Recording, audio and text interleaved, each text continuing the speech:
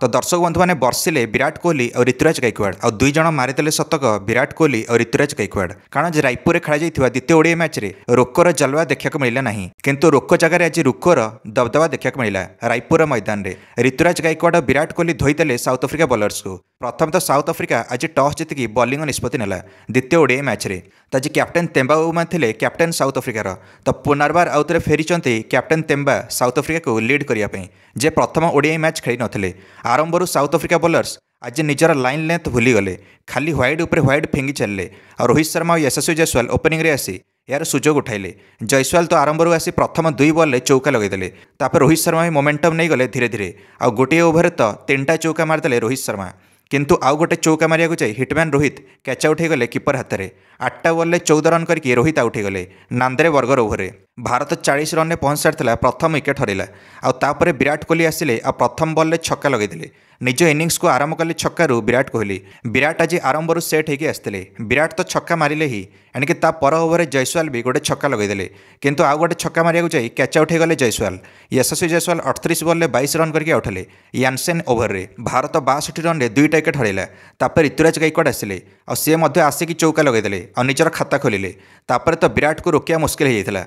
विराट पूरा बाडे खेलुले।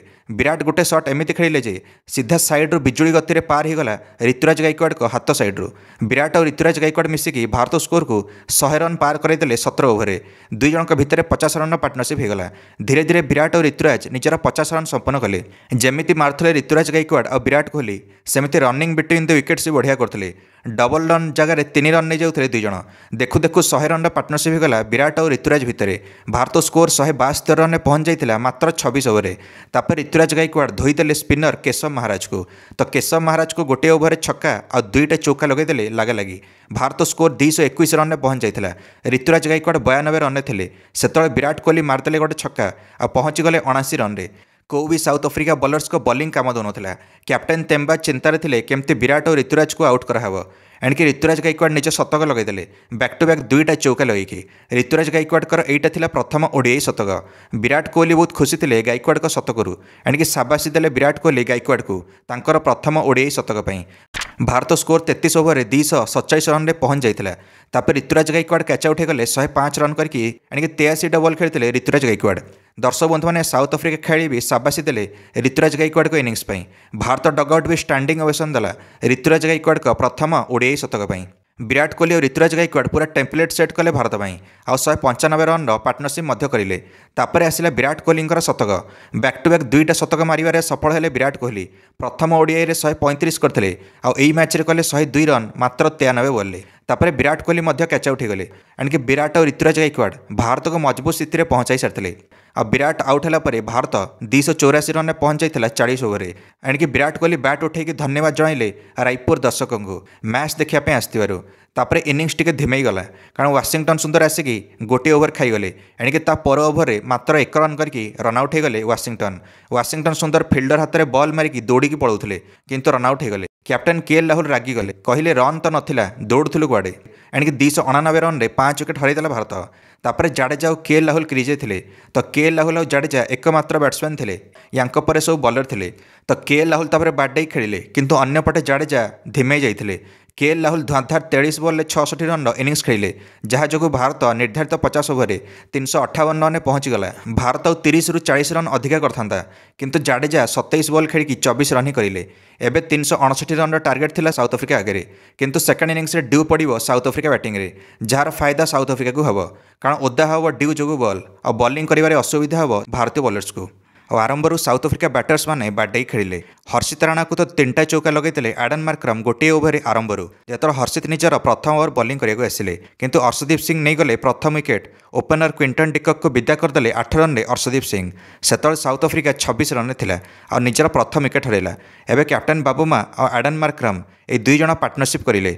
गोटे टर्निंग पॉइंट आसाला मैच रे किंतु जयसवाल से टर्निंग पॉइंट को हाथ छड़ा करें। कैप्टेन मार्क्रामर इजी कैच छाड़देले यशस्वी। से मार्क्राम 53 रन कर बैटिंग करते। यह कैच मिसटी महंगा पड़गला भारत को शेष में जाए। द्वितीय विकेट जाकि आसला 126 रन में साउथ अफ्रिकार। कैप्टेन तेम्बा 46 रन कर आउट हेले किंतु थरे जीवन दान पाई एडन मार्क्राम मारिदेले शतक। साउथ अफ्रिका टार्गेट पाखक पहुँचाऊे एडन मार्क्राम। 121 बॉल 163 रन दरकार थिला। साउथ अफ्रिका को मैच जितने आ फिल्डर मानक बॉल धरिया मुस्किल होता कारण बर्तमान ग्राउंड रे ड्यू पड़ूला आ ओदा हो जाता बॉल तो हाथ बॉल खसुला फिल्डर मान द्वारा किंतु यापर हर्षित राणा संभव कर देखाइले आउट करदे शतकवीर एडन मार्कराम को। मार्कराम कैच आउट हो गले 110 रन करके।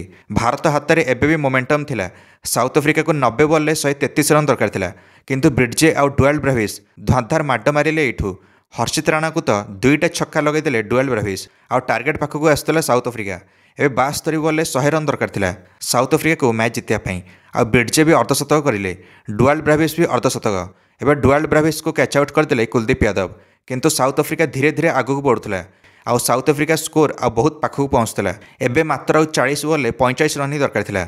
एबे गोटे चांस बनिला जो लगातार 2टा विकेट पड़ा साउथ अफ्रिकार। प्रथम ब्रिड्जे एलबीडब्ल्यू आउट होगले प्रसिद्ध किसना ओभर 68 रन करके आउट हेले ब्रिड्जे। ता पर ओभर माक्रो एनसन भी आउट होगले Arshdeep Singh over.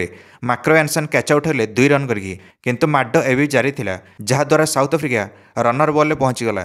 South Africa को 31 बॉल 31 रन दरकार थिला। से समय टोनी दे जर्जी को क्रैम्प आसिला और क्रैम्प द्वारा टोनी दे जर्जी रिटायर्ड हटैकी पाविलियन पड़े। एबे कर्बिन बोस्ट और केशव महाराज हाउले हाउले इनिंग्स को आगू नेले कारण एबे बॉल बेसी थिला और रन कम थिला और शेष में साउथ अफ्रिका 4 बॉल बाकी थाउ थाउ रन चेस कर नेला 359 रन और 4 विकेट रे मैच जितिला द्वितीय ओडीआई। ए भारत माटी रे यह जॉइंट सर्वाधिक रन चेस कौन भी विपक्ष द्वारा। आगुरी ऑस्ट्रेलिया भी भारत को हरई 359 रन चेस करके सेटा 2019 मसीह हरई मोहाली ग्राउंड रे। एबे साउथ अफ्रिका द्वितीय ओडीआई जीतिकी सीरीज को 1-1 रे बराबरी करिला चलित ओडीआई सीरीज रे। प्लेयर ऑफ द मैच पाइले एडन मार्कराम जे निज विजय शतक धुआंधार इनिंग्स खेली। ए विशाखापट्टनम रे अंतिम ओडीआई मैच खेल से मैच टी जीतिव से सीरीज हातेब। डिसेम्बर 6 तारिख दिन ए मैच टी खेल कौन लगुच किए जीत सीरीज भारत ना साउथ अफ्रिका। निश्चय मंतव्य कमेंट दे वीडियो को लाइक और चैनल को सब्सक्राइब करदे।